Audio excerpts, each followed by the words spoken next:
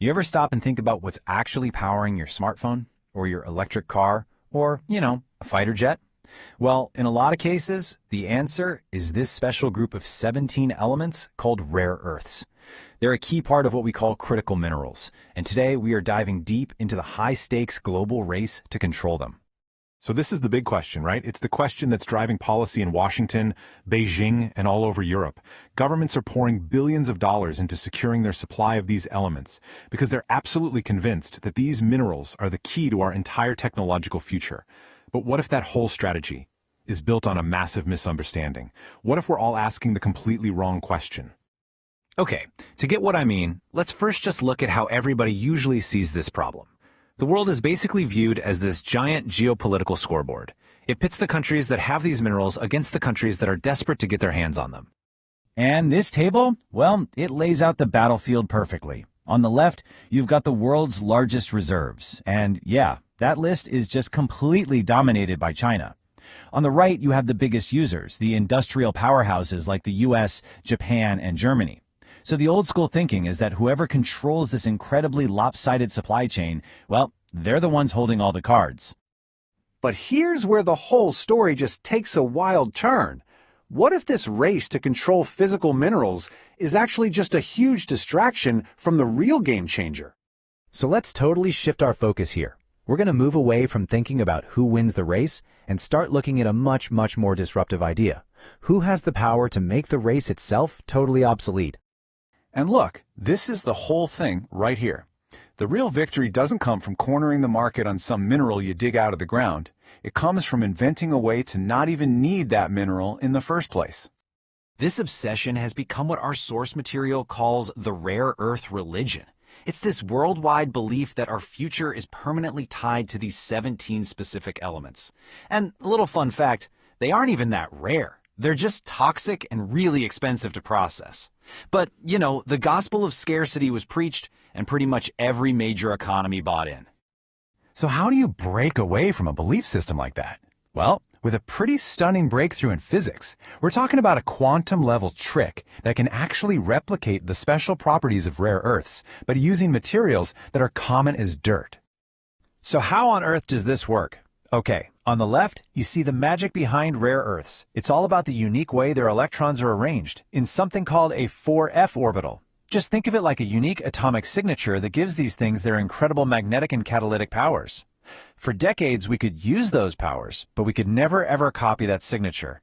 Until now. On the right, that's the breakthrough.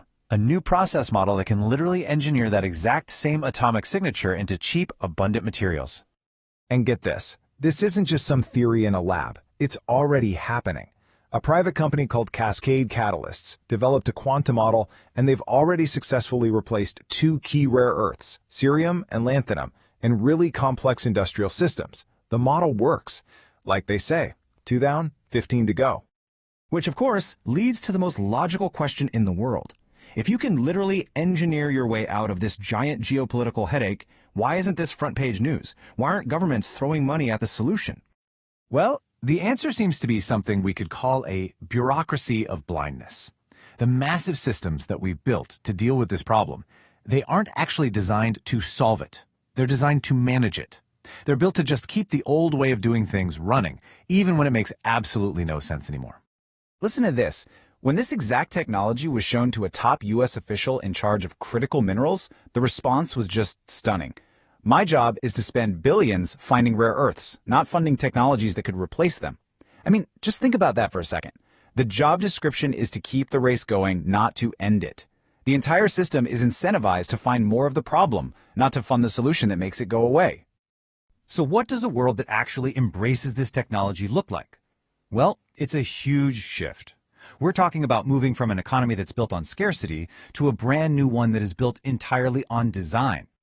Let's just compare these two models side by side. The old way, the mineral economy, bases all its value on controlling a physical, scarce thing. What you can dig out of the ground. But this new physics economy, its value is based on intellectual property.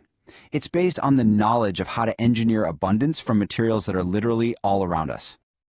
Now, to really get the scale of the opportunity here, let's just talk money for a second. The world's billionaires altogether have a combined wealth of about $16 trillion. That's a number that's almost impossible to even wrap your head around, right? Okay, now let's scale that up. The total value of all the world's stock markets is around $128 trillion. That's the capital that is, for the most part, still playing by the old rules, chasing scarcity.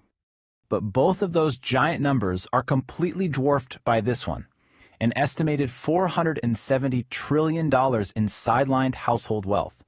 This is capital that has basically sat on the sidelines of the scarcity economy. We're talking about nearly $500 quadrillion just waiting for a real revolution in abundance. So the big takeaway here is this. The greatest economic opportunities of our future are not going to come from fighting over scarce stuff. They're going to come from creating a world where those things aren't scarce anymore.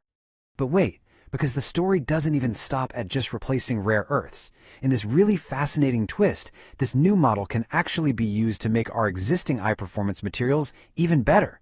So this isn't just about finding a substitute, it's about creating something that's flat-out superior. Let me just walk you through this because it's pretty mind-blowing. First, you use the quantum model to replicate a rare earth's properties in a common material. We covered that. But then, and this is the brilliant part, you take that same predictive model and you apply it back to the original rare earth itself. You use it to figure out how to tweak its structure to amplify its natural powers. And the result? You enhance its performance, unlocking levels we never ever thought were possible. It is literally supercharging the superchargers. And this is the ultimate paradigm shift. This model doesn't just make a supply chain problem go away. It creates a future where our knowledge of abundance actually becomes an enhancing force, making our best materials even better than we ever dreamed. Which brings us right back to where we started. But now, the answer seems pretty obvious, doesn't it? The future won't be won by the fastest miner or the country with the most stuff in the ground. It's going to belong to whoever makes the whole idea of mining for these things obsolete. So, who really wins the rare earth race?